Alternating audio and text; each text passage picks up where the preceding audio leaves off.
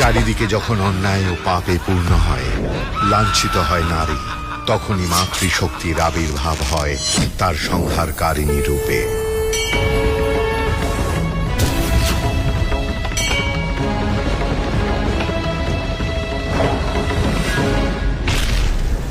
অসুরদের এই পরাজয়ে এবার যুদ্ধক্ষেত্রে হাজির হয় অসুররাজ।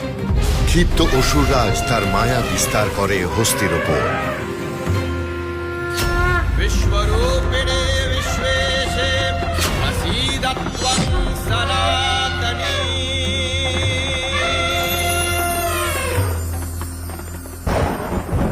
মত্তহস্তি শান্ত হয় মায়ের আশীর্বাদে।